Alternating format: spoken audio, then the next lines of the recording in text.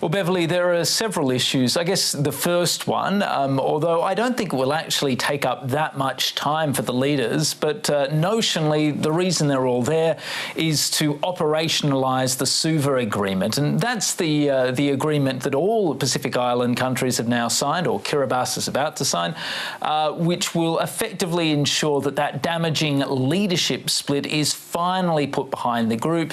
The group can now move forward and actually agree on a succession plan, and that will ensure that Micronesia, the group that accused the other parts of the Pacific of breaking a gentleman's agreement, treating them with contempt, are now going to officially come back into the tent where they will stay. So that's perhaps the most important thing.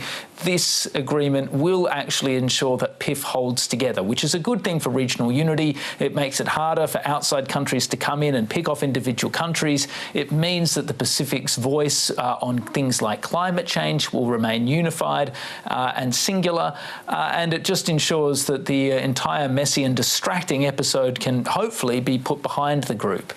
There are other things that are also going to be on the agenda, though. I think there'll probably be quite a big focus on Japan's plan to release nuclear wastewater into the Pacific. This has been deeply contentious. A large number of Pacific Island countries are very worried about the environmental consequences with this, but there's not unanimity either. Some Pacific Island countries, having spoken to Japanese experts and officials, are convinced that there's actually no serious problem and that the water that's being released presents no real environmental damages. So I think that there will be a discussion on that during this special leaders retreat, and at least hopefully there'll be some sort of unified position reached. Then on top of that, of course, there'll be discussions on a whole range of other issues, climate change and also regional security. I think we'll see a number of countries very keen to try and have a discussion on regional security. Countries like Australia and Vanuatu are going to provide some information to other Pacific countries about the security agreements that they've signed. And more broadly, I think we're going to continue to see this emphasis on family as the first provider of security, which is basically a code for, in most cases, trying to keep outside countries, particularly China, well and truly clear of regional security arrangements. Stephen, you've spoken about this greater cohesiveness. Has that helped shift the dynamic with Australia's relationship with Pacific nations? Look, there's no doubt that Australia was worried by the split in the Pacific Islands Forum, and it's ploughed a fair amount of time and effort into trying to facilitate the talks that led up to the Suva agreement, which has allowed the Pacific Islands Forum, in the end, to hang together despite the last year or two of pretty considerable turmoil.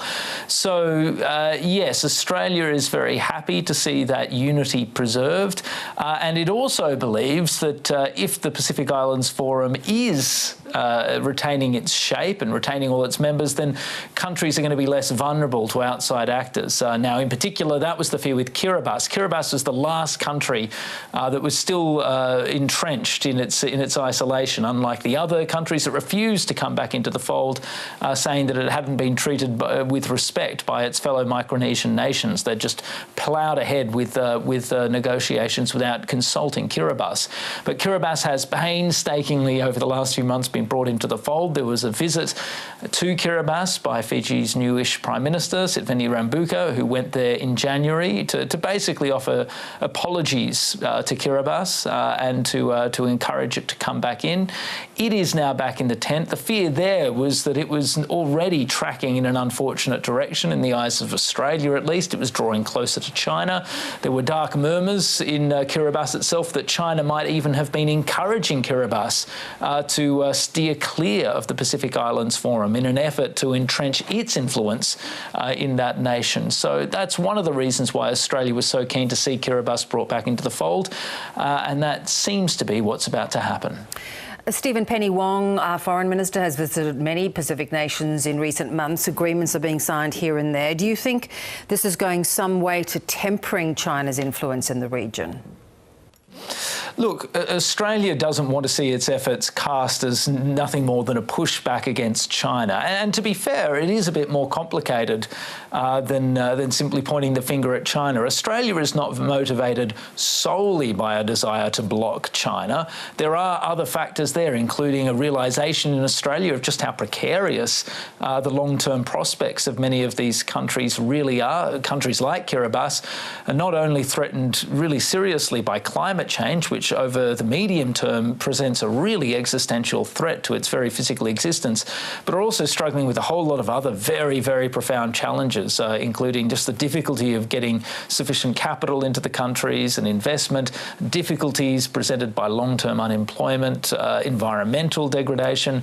So there are a host of challenges, and Australia's alive not only to the risks that presents to the Pacific, but also the broader regional implications of those problems. And that's one of the reasons why it's paying more attention. All of that said, there's no doubt that anxiety about China remains perhaps the most powerful and immediate driving force behind Australia's actions, even though it doesn't want its actions cast in that light. And again, I think we see that with some of the recent actions that Australia's taken. You see that in the security agreement that it signed with Vanuatu in December last year.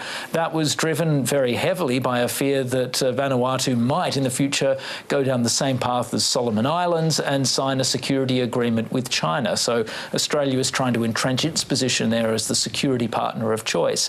And similarly, I think with Kiribati, it's undeniable that were it not for the fact that Kiribati had moved so swiftly to embrace Beijing after it recognised it in 2019, had that not happened, Australia would not have moved so rapidly as it did this week to try and really build up its own security links with Kiribati, offering a whole range of programs, including police training, peacekeeping training, wharf upgrades, and also a whole series of other commitments. So China is not the whole story, it never is, but it is a big part of it. Yeah, interesting.